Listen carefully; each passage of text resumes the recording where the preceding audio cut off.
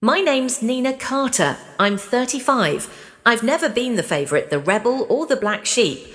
I was the reliable one, the one who showed up early, paid the deposit, remembered the birthdays. I kept the group chats organised and made sure everyone had a ride to the airport. I handled things when my dad slipped on the stairs and tore a ligament. I paused a vacation, flew back, and stayed 4 nights on his old pull-out couch. My younger brother Derek said he'd come by if work wasn't crazy. He never did. Mum just smiled and told me I was a lifesaver, then asked if I could pick up her prescriptions before I left.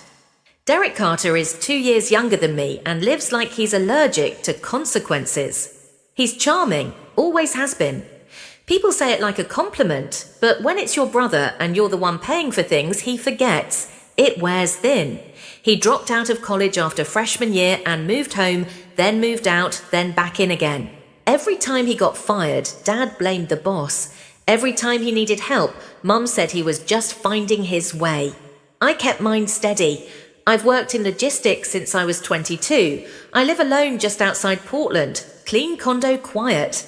I get along with my building manager and know the name of the guy who bags my groceries. That's about it. I'm not flashy. I like structure. I like being dependable. But there's something that happens when you're the dependable one, you don't get seen. Not really. The first time I noticed was during a family photo at my cousin's wedding. They wanted everyone in coordinated tones, nothing too loud. Someone said I wore burgundy. It was November. I thought it was tasteful. Later, when they sent out the framed prints, I saw they'd cropped me out. Just needed it to fit the layout, my aunt said with a smile. You understand? I said I did. I always said I did because if I ever said otherwise, I'd get the look. The one that says, you're making this harder than it needs to be. So I smiled. I drove, I paid. I showed up even when no one saved me a seat.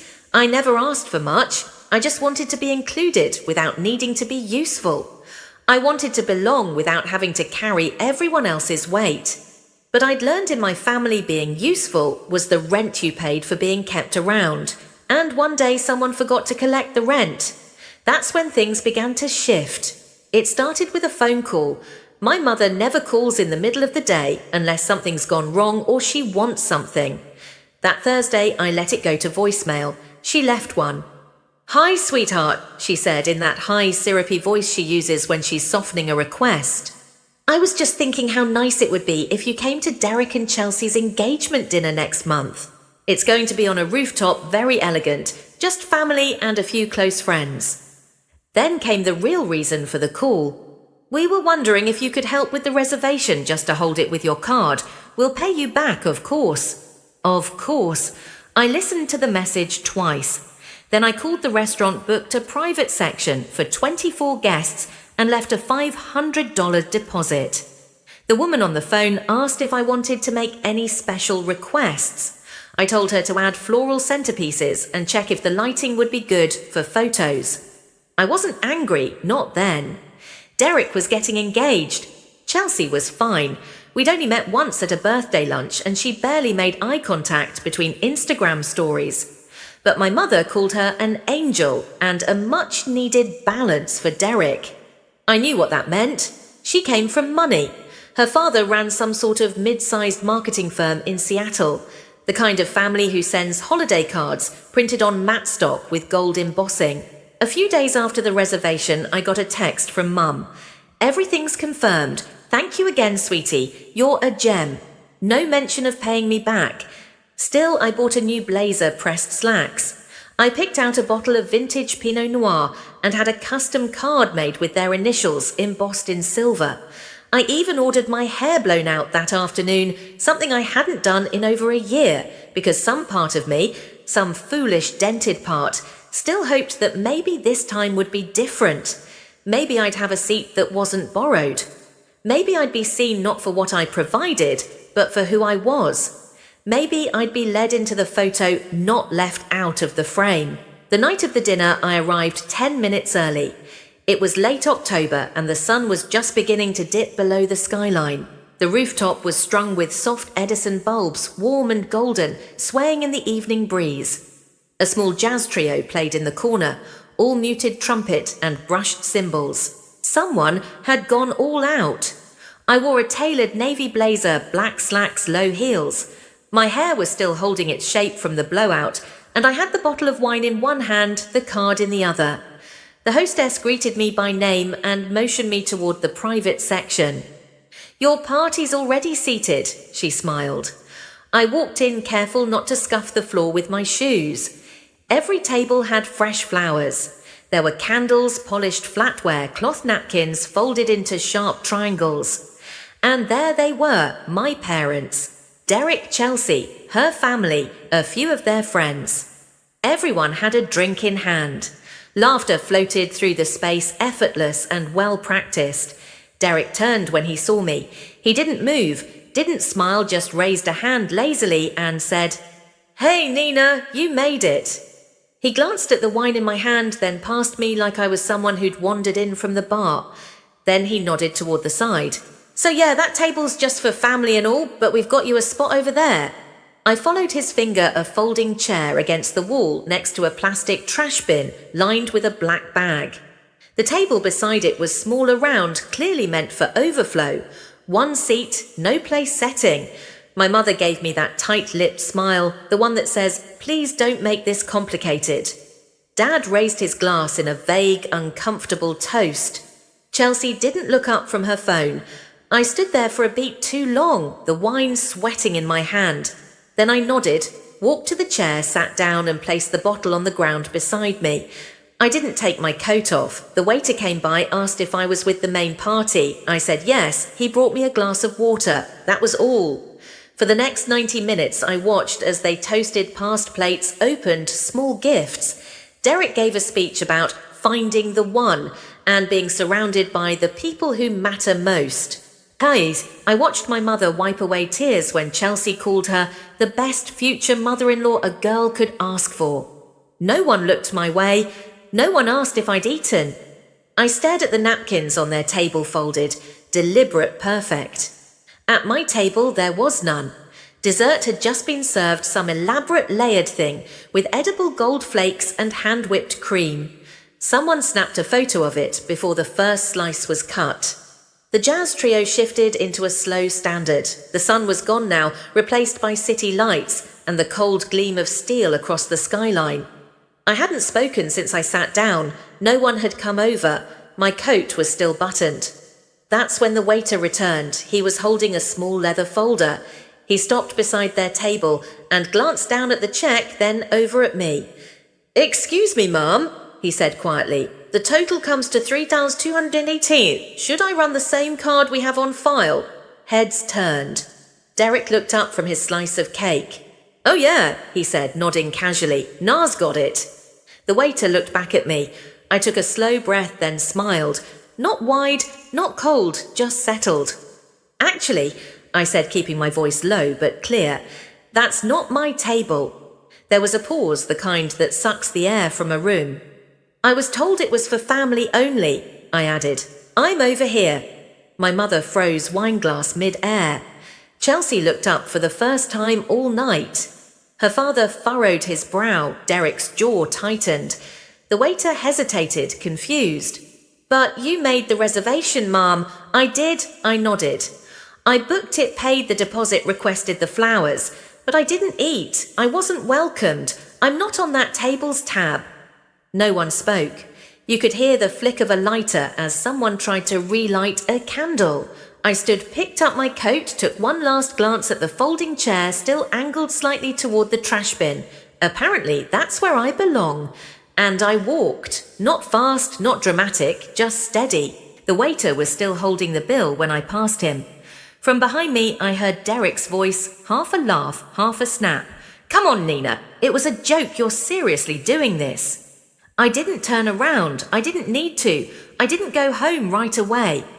I walked for a while down 2 blocks past a bakery that was closing for the night, past a row of parked cars with fog on the windows. I still had the bottle of wine in my hand, still unopened.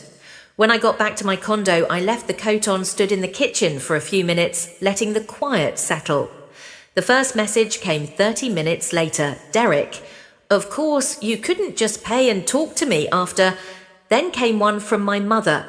You embarrassed us in front of Chelsea's whole family. Was that your goal? Neither one asked if I'd gotten home safe. I silenced my phone. But around 10 to 15, it lit up again. Unknown number. I let it go to voicemail, but they called a second time, then a third. Finally, I answered. Hi, this is Chelsea. Her voice was softer than I remembered. No social media polish, no performative sweetness. I know we haven't really talked, she said, but can I ask you something? I waited. Did you really pay for everything, the deposit, the flowers that view? I leaned back against the counter. Yeah, I did. She was quiet for a moment. They told my dad Derek planned it, said it was all his idea, that he paid for everything, that you insisted on sitting apart because you were introverted. That last part made me exhale through my nose. I didn't insist on anything, I said. They asked. I said yes. I didn't expect anything back, but I didn't volunteer as a prop. Another pause. Then she spoke again. My dad's furious. He said he wouldn't have agreed to the restaurant if he'd known someone they shoved in a corner was footing the bill. I didn't say anything. I'm not trying to take sides, she added. I just thought you should know. We ended the call not long after that. No tension, no thanks. Just a quiet hang-up, like neither of us quite knew what to do with what was left. The silence after felt heavier than anything anyone had said. But for once I wasn't the one carrying it. By morning, the family group chat was on fire. It had been quiet for days before the dinner. Usually it only flared up around holidays or when someone posted a blurry photo of a birthday cake, but now it was pinging non-stop. Mum. Nina, we need to talk. Call me when you have a minute. Derek. You seriously messed this up with Chelsea's family. You owe us a fix. Dad. This is getting out of hand. Just apologize and let's move on. I didn't respond. I read them once, archived the thread and made coffee. It wasn't just about the folding chair. It wasn't about the wine or the lack of a place setting. It was the slow accumulation of roles I never signed up for: the designated driver, the emergency contact, the backup wallet. And now that I'd finally stepped back, they didn't know what to do with the space I used to fill. By midweek, things had escalated further. A friend of Derek's, Trent, someone I barely knew, but who always nodded politely at family events, sent me a message out of the blue. Chelsea's dad had a meltdown Sunday, like actual meltdown. According to Trent, Mr. Whittaker had found out everything: the real cost of the dinner, the lies, the folding chair, the bill left hanging when I walked. He was furious not just at Derek, but at the entire performance. If this is how they treat their own blood, he reportedly said, what happens when you marry into it? The next day, Chelsea moved out of Derek's condo and back to her apartment. The Pinterest boards disappeared. The venue request was cancelled. Their shared calendar, flights, dress fittings, tastings, went blank. Derek tried to call me 3 times. I didn't pick up. He left a voicemail on the 4th. Just fix it, please. Talk to Chelsea's dad. Explain it was a misunderstanding. You're making this bigger than it is. But it was never a misunderstanding. It was a pattern. And patterns don't break until someone stops dancing. I spent that evening organising my kitchen drawers, moved the wine to a lower shelf, cancelled a card Derek had once borrowed for emergencies and never returned. It felt small, but it was a start. That night I logged into the bank account Derek and I had once shared, back when he was unemployed and needed somewhere to route his last freelance checks. I had left a few thousand in there, money I'd nearly forgotten. He hadn't. The Spotify subscription was still active, so was his gym membership, 2 food delivery apps. All quietly charged to an account he no longer contributed to. I transferred the balance to my personal savings. Then I called the bank, closed the account completely. It felt clean. The next morning, Derek called 4 times before noon. On the 5th, I picked up. What the hell, Nina? His voice was sharp, panicked. My card's not working. It says the account's gone. I said nothing. I had dinner plans with Chelsea tonight. I was going to take her to that Italian place she likes. Now I can't even get an Uber. I let a breath settle before I spoke. I closed the account. You what? You can't. I can, I said flatly, and I did. There was a pause, then a shift in his tone, that wheedling, slippery register he always used when charm didn't work. Come on, now don't do this. You're jealous, admit it. You've always hated that I got the attention. That made me laugh. Not bitter, just tired. Derek, you really think Chelsea's dad is still on your side? Silence. Don't worry, I said. You'll figure it out. You always do. Maybe Mum can open another card for you, or Dad can talk to her again. That seems to work. Nah, stop. I hung up. That was the last time he called. A few hours later, I got an email. The subject line read, I think we need to talk. It was from Chelsea. I opened the email later that evening. The subject line, I think we need to talk, sounded heavier than it should have.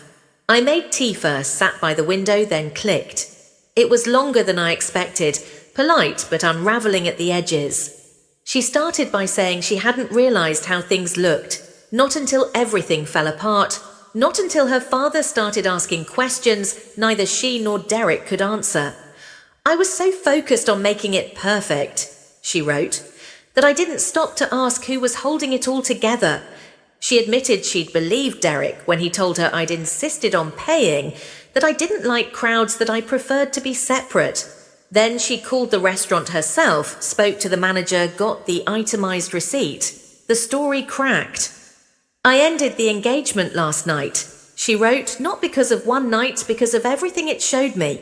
She described Derek's patterns, how he downplayed her concerns, how he joked when she cried, how he called everyone too sensitive when things got serious. You were the only one who stayed calm, she added, and you were the only one no one looked at. The line sat there for a while before I kept reading. She didn't ask for a response. She wasn't looking to commiserate. She just said, I see it now, and I'm sorry I didn't see it sooner. I read it twice, then archived the message. I didn't need more than that.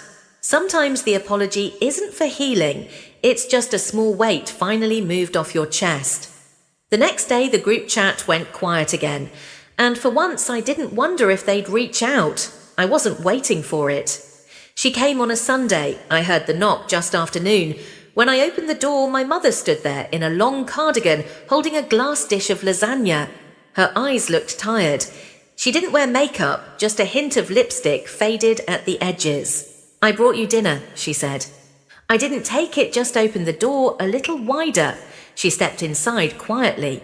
She sat at the kitchen table, not the couch, not the stool by the counter, the actual chair across from mine, the one I usually kept empty. Same fingers, same restless tapping, but this time no rehearsed lines, no, he didn't mean it, no, you're just tired. She looked down then up. I owe you an apology, she said. I crossed my arms, waited. Just one, I said. Her lips pressed together, then loosened. Probably more than one. She took a breath slower than I'd ever seen her. We didn't see it. Not because it wasn't there, but because we didn't want to. She stared at her own hands like they might explain something she couldn't say.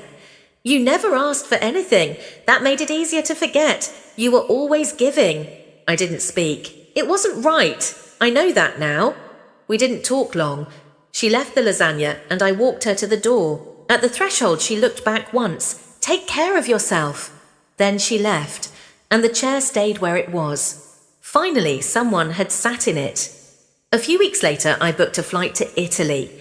It was a trip I'd postponed twice, once for Dad's surgery, once because Derek couldn't watch the house while I was gone. This time, no one asked. I didn't offer. Florence was cool in the evenings, warm in the day. I walked through quiet alleys, drank coffee that tasted like thyme, and bought a small wooden chair from a craftsman who carved initials into the frame if you asked. I didn't ask. I liked it plain. When I got home, I placed the chair on my balcony facing east. Quiet, solid, just wide enough for me to sit and read or not read at all. Derek hasn't called since. From what I hear, he's back at Mum and Dad's working odd hours at a startup he doesn't talk about. The wedding's officially cancelled. Chelsea returned the ring. My parents message me sometimes separately now. Short notes, no request, just space. They invited me to Thanksgiving. Only if you feel up to it, Mum wrote. I haven't answered. I bought a set of noise-cancelling headphones, started reading again. Real books, not guides on fixing people. I even found a therapist, not because I was broken, but because I'd finally stopped waiting to be seen.